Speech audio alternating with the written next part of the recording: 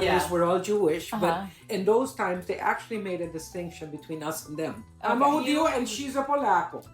I love to travel, and I love to host the Heritage Words podcast. This episode allowed me to combine those two hobbies. In December 2025, I went with my family on a Caribbean cruise. And when we were in Curaçao, we toured the Mikveh Israel Emmanuel Synagogue and the connected Jewish Museum. Our guides were Michèle Russel-Capriles, president of the museum, and Phyllis Meit, museum curator. Both Michèle and Phyllis were born and raised on Curaçao. Michèle is Sephardi and Phyllis is Ashkenazi. And as you'll hear in our conversation, they both exemplify the multilingual character of the island. Michèle is a cultural historian, curator, museum leader, and visual artist. She's led the Jewish Museum Curaçao since 2001, overseeing its collections, exhibitions, educational programs, and transition into the digital age. Her work centers on heritage preservation, public history, and the Jewish and Caribbean narratives of Curaçao. Alongside her museum practice, she maintains an active visual art practice and has held leadership roles in cultural foundations, heritage sites, and public institutions, connecting research, creativity, and community engagement. Phyllis is the museum's curator and coordinator of presentations and research. She has bachelor's degrees from York University in Spanish language and literature and linguistics, and a graduate diploma from the University of Ottawa in translation. After working in radio broadcasting in St. Martin, she returned to Curaçao in 2017. Phyllis has done extensive research and writing for the museum's exhibits. Michèle and Phyllis, welcome to Heritage Words. I'm going to let them introduce themselves and tell you all what they do at the museum. So I'm Michèle, and I'm chairman of the board of the museum. I'm a hands-on person, so I'm involved in the daily running of the museum until we're able to pay for a museum director. I guess I'm it. I'm the ideas person. I love thinking up new projects for the museum, and I have a wonderful set of staff members who pick up my crazy ideas and run with them. 15th generation Sephardic Jew on the island.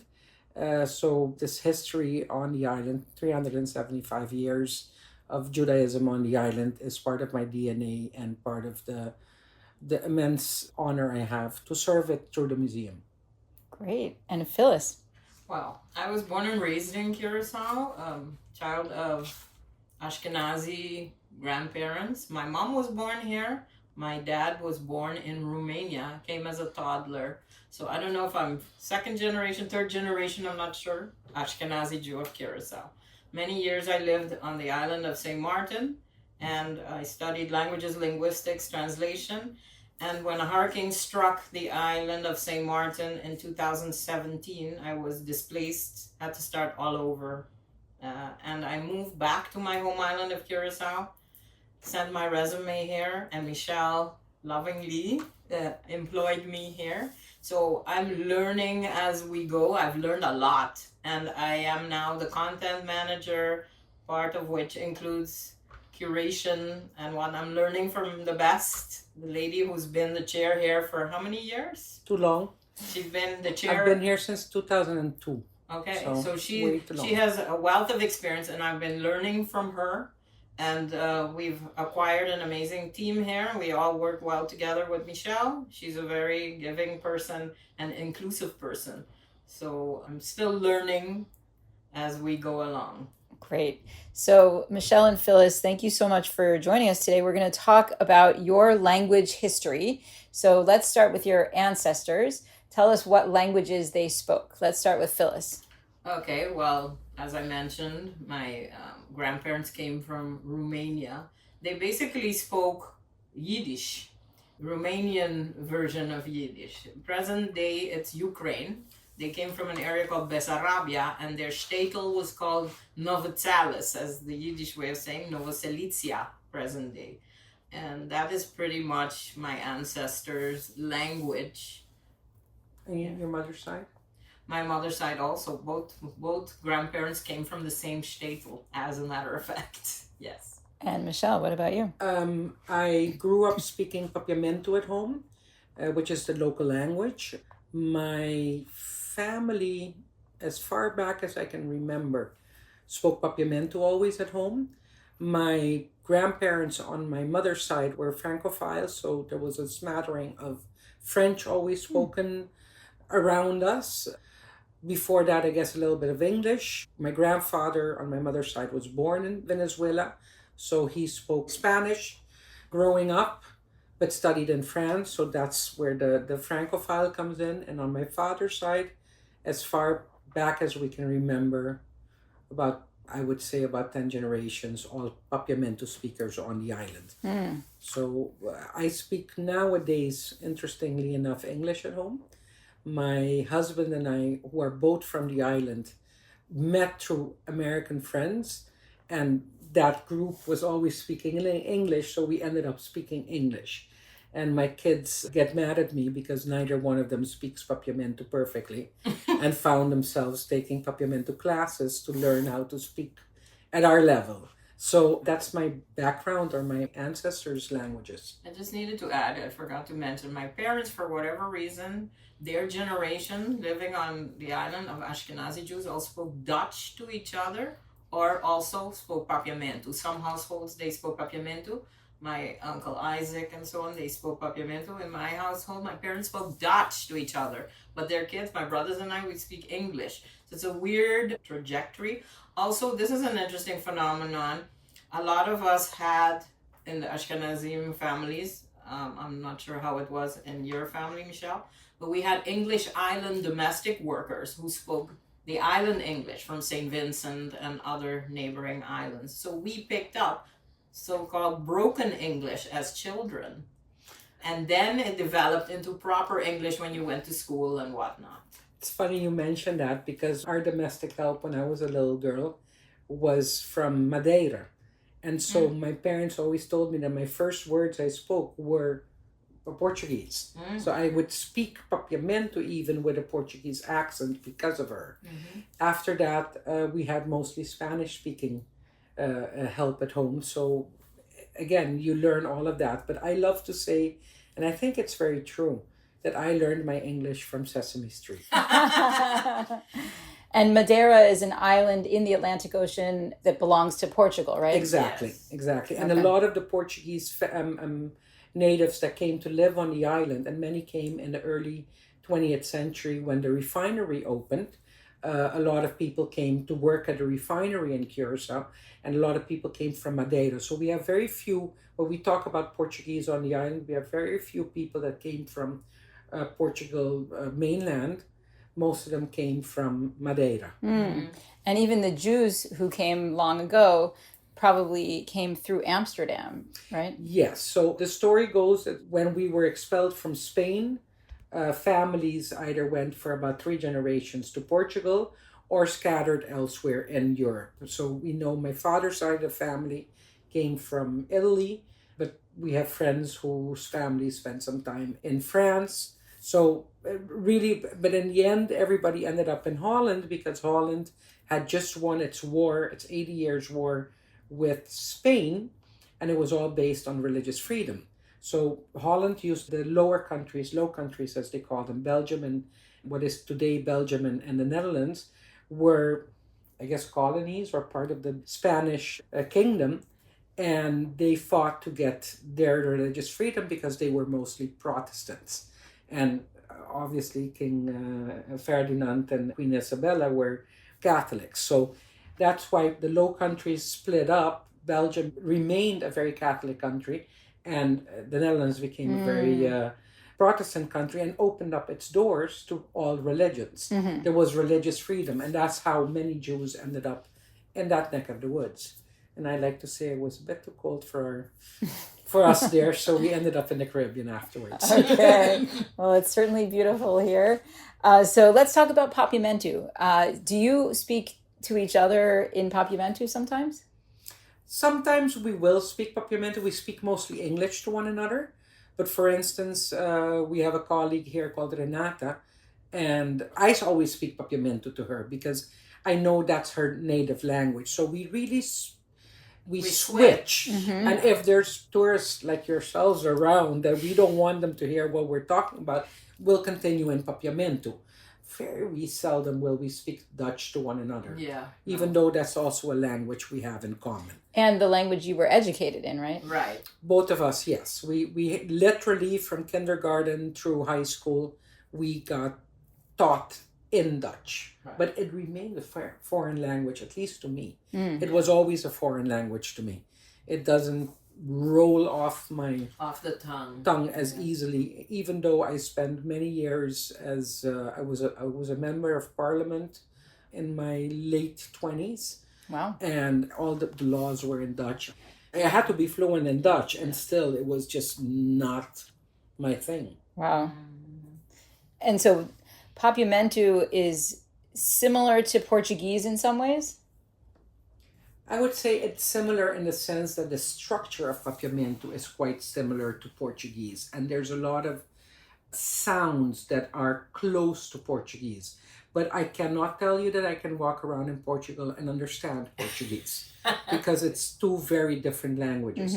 There's a lot of Portuguese influence in the language, not that it's very similar in that sense. Yeah, my understanding is that Papiamentu is a Creole language. Is that right? Yes. Yes. A Portuguese-based Creole. A Portuguese-based Creole, yeah. That also evolved with Spanish, with French, with Dutch. Yeah, it took on influences of all the people that came to live here. I mean, there's studies that were done on the Native American influence on the original people, inhabitants of this island, were the Caiquetillo people with their base in Venezuela. So there are still words that can be derived back to that time. Mostly probably that came in through Aruba because Aruba had a Native American population for a longer time than Curaçao did. But there's also Spanish influences. There's studies that have been done on Dutch influences on the language. So there's a little bit of everything in there. And there's a big discussion between linguists on the islands whether this language came from places like Cabo Verde to Curaçao and then evolved into the present-day Papiamentu, or whether it was formed on these islands. And we like to think, as the Jewish Museum, that it was formed on the island because of the level of Portuguese influence on the language, and the Jews, who were 50% of the white population in the early colonial years, that they would have had a big influence on the development of the language. So are there any Hebrew words in Papiamentu in general, not specific in Jewish communities? Probably not many. I think one of the ones that did, it's not used very often anymore anywhere, but is Bishimanto, which is when you, in an auspicious hour, for instance, when at the end of a wedding we break the glass, everybody screams out or yells out Bishimanto, which comes from Besimantov. And it's still used by certain circles on the island. Not just Jews? Not just Jews. Okay. So it is used. One of the most interesting things that I like to mention, it is Papiamentu based, but I believe it comes from us. On these islands, at the beginning of the week, we wish each other Bong Siman, which means have a great week. And it's only the ABC Islands or Papiamentu speakers that do that. You don't see that on any other places. But we do it every single week. We have those little stickers that everybody sends each other on WhatsApp and all these things. Monday morning, some people will start on Sunday, but Monday morning. And we've been trying to figure out where this came from. The only reason that we found is that it probably derived from the Havdalah ceremony, where this would happen at home, and you would include your household staff. So the whole family and the household staff would be standing there, bidding goodbye to the Sabbath and welcoming a new week and offering, Shavua Tov and Boa Semana. Boa Semana being the Portuguese version of that. And we believe that Bom Simang developed from that phrase. And because the day of rest for all Christians on the island was Sunday, the Bon Simang started at the end of that Sunday and the Monday. Wow. So I think that's a custom that is very much, it's not Hebrew, but it does come from this Jewish tradition. Absolutely. Yeah. So, and listeners can check our website, jewishlanguages.org, and check out the Sephardic Jewish Papiamentu page to learn more about the history of Papiamentu and the role of Jews in the development of the language and the Jewish specific variety, which I want to ask you about now. So what are some words and phrases that are specific to Jewish communities in Papiamentu? The ones that I grew up hearing mostly was, for instance, takikepanima kita. When you want, you have a sad face, you ask, what's this sad face?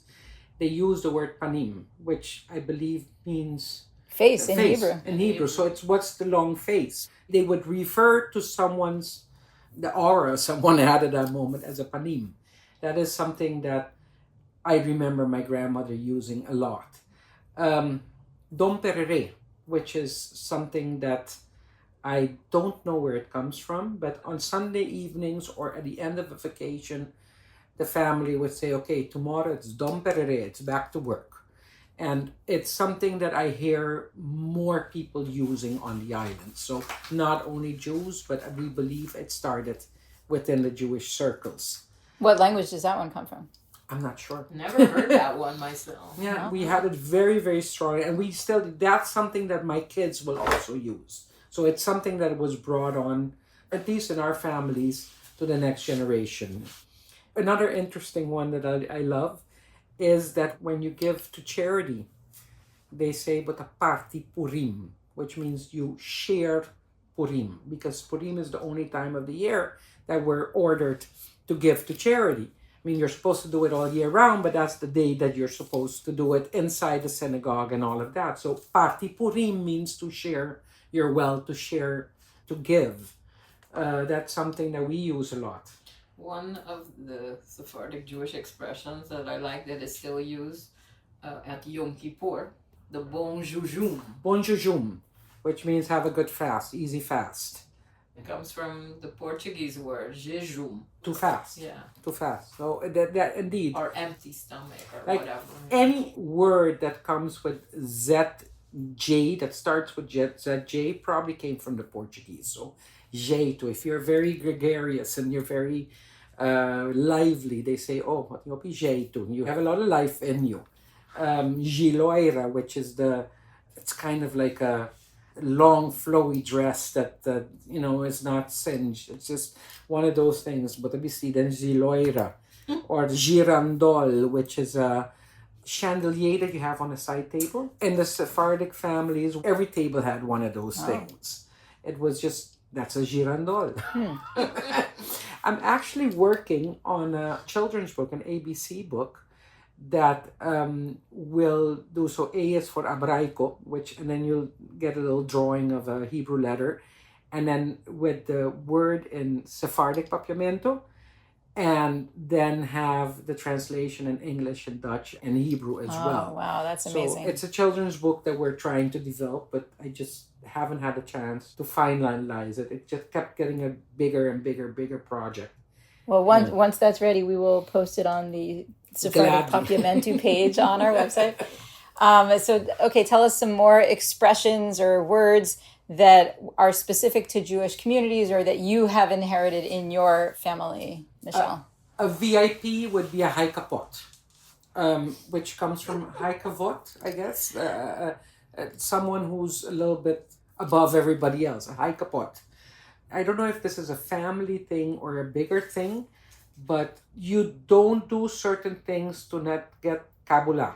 Kabula meaning bad juju coming your way. So don't do that. It's going to give you kabula. I don't know where kabula. I don't know where that comes from, but I know it's only used in our circles. Kimas, what else can I tell you? Well, while you're thinking, let's turn to Phyllis. And Phyllis, tell us about the Ashkenazi version of this. What are some Yiddish words that you have inherited and still use in your family? Well, at times I will talk to my brothers, but not really too much in Yiddish, but Yiddishisms, the oy vey, We love to use the word, I'm going to say it, sorry, schmuck. That's a favorite. These are all the traditional Yiddish words that everybody around the Yiddish world uses. It's not anything exciting like what Michèle is mentioning here, words I've never heard of that are specific to her family, I suppose, or community. But yeah, what else? What other Yiddish words? The top Schmata. Schmate, yes, exactly. The schmate business, referring to the clothing industry, even here. And there were a lot of Ashkenazi Jews involved in the schmata industry. Industry here, definitely. A lot of them had department stores selling schmates. My grandfather, Felipe Schneider, his real name was Fischl Judenschneider, which you know, that as a Yiddish speaker means Jewish tailor. And he was a tailor by profession. He expanded into a department store owner, but he used to also import leatherware from Colombia. And we believe that he made all the uniforms for the civil guardians in our World War II. I don't have proof on paper of that, but I've heard from a relative who's 93, and he says, you know, likely he made all those uniforms. So, yeah, Judenschneider. And he changed his name not to appear too Jewish, to Schneider in the German form with an E. But yeah, with my grandmother, his wife, he passed when, before I was born, I'm named for him. He was Philip. With my grandmother, I used to spend a lot of time speaking Yiddish. You know, I can't come up with a lot of words off the top of my head, but as we go along, maybe something will pop up. Yeah, but you did hear Yiddish from your grandparents and parents. And my paternal grandfather also spoke Yiddish to us. And my paternal grandmother lived in Peru most of my life, so she would visit occasionally, and we'd also speak Yiddish with her. But we had an earlier conversation where you had certain grandchildren, some grandparents would speak to them in Yiddish and some didn't, in order to have secret conversations, I suppose, so the kids wouldn't understand, but we understood Yiddish. It's like a smaller group of kids of my generation that still can understand and speak Yiddish, but not necessarily hold a long conversation in it. So, but I can make myself understood to some degree. Like when I welcome visitors to the museum, I can have a small conversation with the visitors, and it's fun. It makes everyone at ease. Wo stehst? Wo's machst? Yeah, and it seems like, you know, the regular general Yiddishisms. Yeah, and so that Yiddish is really from Romania or Poland, but not from Lithuania, where a lot of American Jews have their Yiddish from. And I think that makes sense given the migration patterns, that the later migrations, after the U.S. closed its borders and people were able to migrate to Curaçao, they were likely to come from other regions. But the reason they came to Curaçao, I don't know if Michèle mentioned to you, Curaçao was a refueling stopover between all these ships coming from Europe going on to South America, people traveling. A lot of them just got off here, and others still traveled down to South America and were kind of enticed to come back to Curaçao. You didn't need a visa. It was easier to set up shop here and so on. So there were many people. The first Jew who came in the 20th century was a relative of our colleague Susie. His name was Moshe Seibald. Once he came, many more came. He probably would have written back to the shtetl, hey, it's easy to set up shop. And so more people came by word of mouth in that sense. And others would come on a ship and and some of the Jews that were already here would go to the ship and say, hey, Landsman.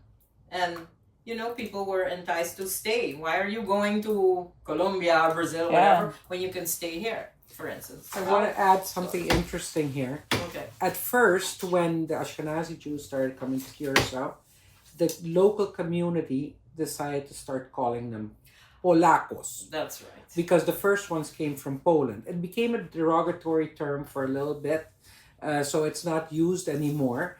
But regardless of where you came from, you were a Polaco if you were Ashkenazi Jews. True. And I have an interview downstairs in the museum with a Holocaust survivor, and she says, in the end, we wore that name as a badge of honor. Yes, we were survivors. We were all here and we were Polacos. But I think if you ask someone what a Polaco is in Curaçao, they'll tell you it's a Jew. To them, it's synonymous with a Jew from Poland, but a Jew. Yeah. Wow. But they wouldn't consider you a Polaco. I'm a Judío and she's a Polaco. Judío means local Jew. Oh, okay. So they made a distinction because her ancestors were here hundreds of years before mine got here. Yeah. So they do make a distinction. It's nowadays we're all Judío. Nowadays we're all Jewish. But in those times, they actually made a distinction between us and them. Yes. It wasn't us and them or Yeah, absolutely. situation. Yeah. Yeah. And how would you spell Judío in Papiamentu? Hudiu. Ah, okay. Hudiu. Judío. Yes. Mm-hmm. It's funny, we've been having this discussion because the bylaws for our museum are quite old and we're in the process of renewing it. And in there, it says that we have to do everything in our power to document and exhibit the history of the Israelites on the island. And if you look at, for instance, the card, have you gotten your card at the hospital? Yeah. What is your religion? Do they still put religion on it? You're an Israelite. I don't. You're an No, Israelite. Your religion attention. was put down as an Israelite. Oh, wow. I have to check that out. I don't know if the new hospital does that, but the old hospital for okay. sure, I was an Israelite on there, Interesting. which is very interesting. And nowadays, Israelite is something completely different. Yeah. So we've been debating whether or not we keep that wording in there. And then it turned out that we have to keep the wording in there. That's what the ancestors wrote down. So, yeah, but it's interesting. Wow. Okay, so have you thought of any other words that you've inherited? You know, one of the interesting ones, it's not Hebrew related, but it's something we all use, is ménage. Ménage means household cleaning. That is French. That is French. But Yeah. in our family, when you have to sit down and take care of the household bills and, you know, paying people and doing all of that, you're doing the ménage. Nothing to do with cleaning. You're just taking care of the household. That's something that we use a lot. In our families, we also have, today is Ayaka Day. Ayaka is an end of the year Venezuelan delicacy. It looks like a tamale. It's cornmeal mush filled in with chicken and raisins and olives and prunes. It's very tasty, but it's wrapped in a leaf. And wrapped in a banana leaf. Yeah. This time of the year, you can eat that anywhere in Curaçao. So when you are giving out gifts and they are richly filled, you call it with a party ayaka. You're you know, today we have a good ayaka for you because we are getting a big gift. But that is within your family alone. See, I wouldn't have known any of these. Another one interesting, when someone in the Jewish community dies, you know, all parties were stopped. You weren't allowed to watch TV. You were in mourning. Yeah. As long as there was Jew on land. So Jew on land means as long as this person is not buried yet, nobody in the community, I mean, it doesn't matter whether that person was a family member or not, there's Jew on land and you're not. How would you say that in Papiamentu? Jew on land. No, that's what in English. In English you would say? Jew on land. Really? No, you can't go to the party tonight. It's Jew on land. I never heard of that. Wow. I'm learning things too, Sarah. This is something that I grew up with. Wow. Okay. Yeah, and it didn't matter whether that person was my family member or not. It was Jew or not. So they would say that within a Papiamentu sentence, they would use that English phrase? Sí, no, no pobayaw noche ta Jew on land. Oh, wow. You can't go. Wow. That was something that I remember always hearing, and we still use. What else? My mom always said that when she was little, they would send her to her neighbors to go get a tenemiaca, which literally means in Spanish, keep me here. So you go, Sarah, go over there and go get a tenemiaca, which meant to those people, please keep Sarah there for a little bit. We're entertained so we can do something we need to do that she can't see over here. And so my mother I would get frustrated. They send me for a tenemiaca and they wouldn't give that thing to me. And I would be waiting and waiting and waiting. They wouldn't give it to me before I had to return. So tenemiaca is one of those things that is in there. Wow. Pataka. Never heard. That I've heard. Yeah. No, but compra un pataka. Yeah. You don't understand nothing about this, and it comes from... That is maybe Portuguese. Pataka. pataka. It comes from... Is that an Africanism or No. It has to do with Portuguese? patakas. I think when you got honors in the synagogue, they would count those, and then you would have to pay certain type of... like a monetary Yeah, but it was unit. and you would pay in patakas or something like that. Ah, But anyway, bonta comprende un pataka means you don't understand anything. But I don't know how to relate it to the word. Wow. It's funny. I notice sometimes that my husband, who's not Jewish and is from the island, will look at me and goes, "Excuse me, what are you trying to say?" And I do the same to him. He has certain things, and I'm like, "Huh? I don't understand that expression."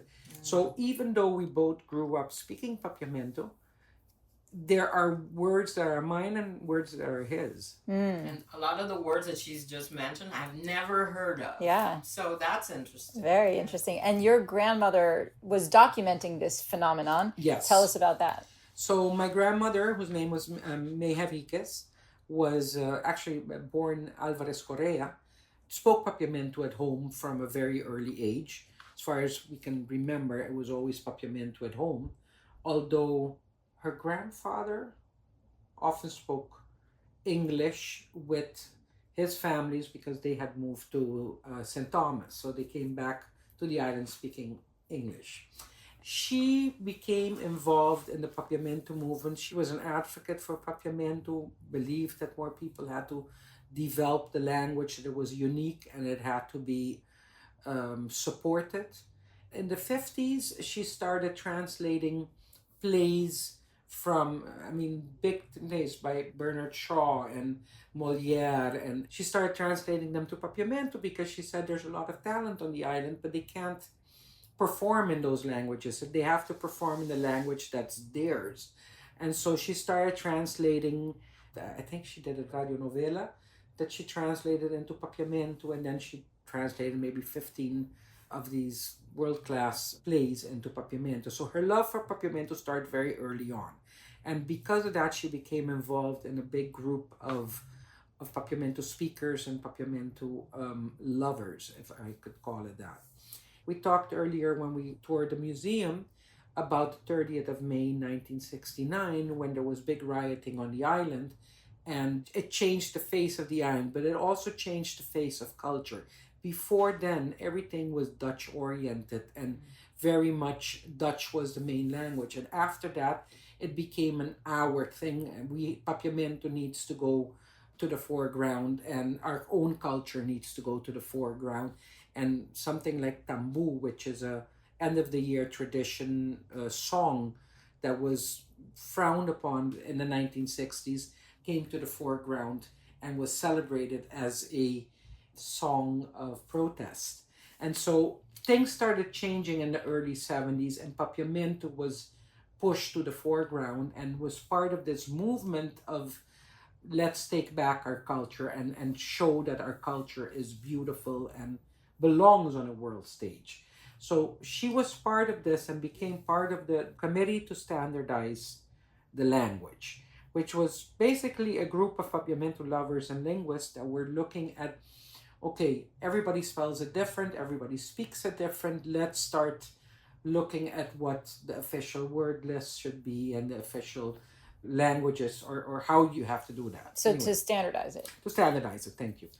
And in those groups, they would have weekly, monthly, I don't even know what kind of sessions, and they would sit around the table and discuss, for instance, okay, pen, where does that word come from? And, is this the only word for this language? And then also she says, ballpoint pen. And everybody looks at her like, no, we don't use that. And she would write down the words that others did not use, and started realizing that there's a whole slew of expressions and words and the slight differences that only her circles use. So then she started discussing it within her circles, and she realized it's not just my family circle, it's a bigger circle. It's the Sephardic Jewish community circle. And together with friends of hers that she consulted, for instance, my great uncle Jewish Papiamentu was one of them, his cousin, and Capriles Maduro. Mm-hmm. They had this group of people, older folk, that would discuss this amongst them and say, okay, yes, indeed, we all speak it, so it's part of our circle. And no, there's a slight difference between my family and your family, maybe. And she would write that down. Interesting. The word for party in Curaçao is fiesta, which is very Spanish, but we would say festa. Nós também fiesta.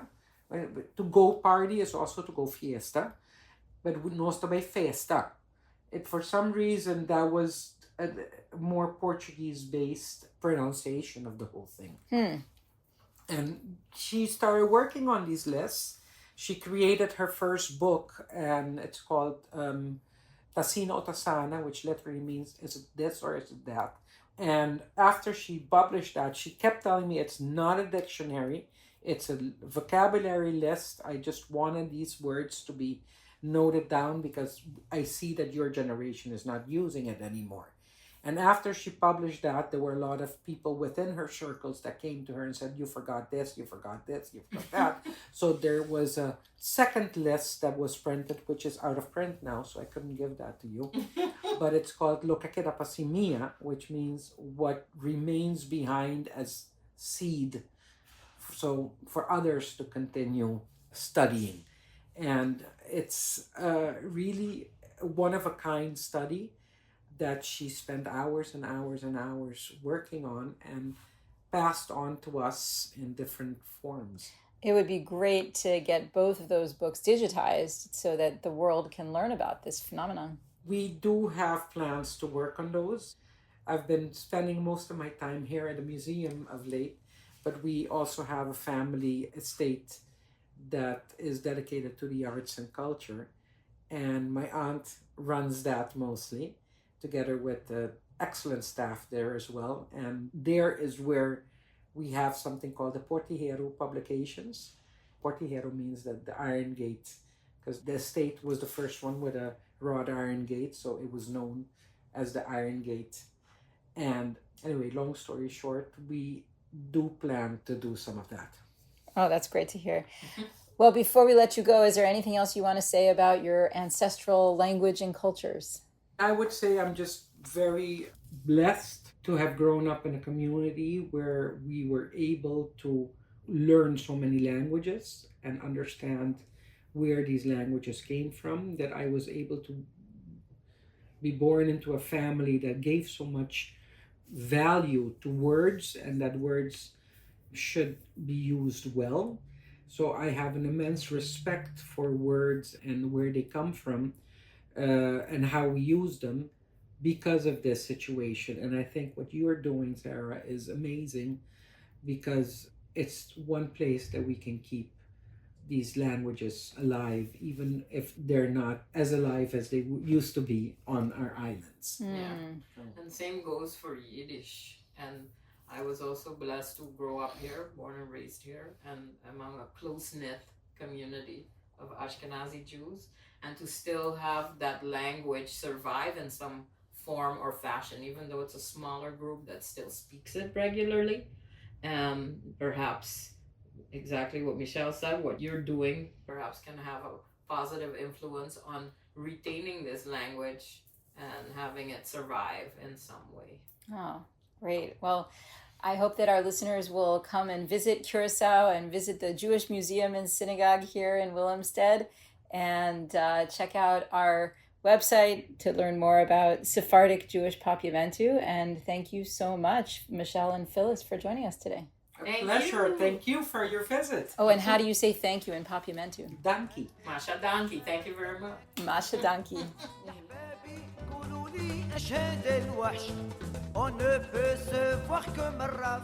Heritage Words is a partnership of the Hebrew Union College Jewish Language Project and HUC Connect, supported by tax-deductible donations from listeners like you. I'm the producer and host, Sarah Bunin-Benor. Kyle Elbaz Fingerhut is assistant producer, Avishai Artsy is editor, and Talia Ehrenberg is video editor. The music is from Maurice El Medioni's French and Algerian Arabic album Café Oran, featuring the Klezmatics David Krakauer and Frank London, courtesy of Piranha Records. This podcast is one of the many ways the Jewish Language Project raises awareness about the diversity of the Jewish people and the phenomenon of heritage words. We also have online crowdsourced dictionaries where you can find the words mentioned in each episode. Our social media posts include Music Mondays, Jewish Word of the Week, and fun facts. And we offer free educational materials and exhibits that you can visit online or display in a synagogue, museum, or community center. Contact us about our live tapings, study tours, and sponsorship opportunities. Looking for gifts for Shabbat dinners and Passover seders? Check out our whimsical and educational t-shirts, tote bags, posters, stickers, and aprons. You can find all this content and donate, volunteer, or sign up for our email list at jewishlanguages.org. Thank you, merci mucho, ilaha yaviloch, ashenem dank, shukran, soch boshi, toda rabah.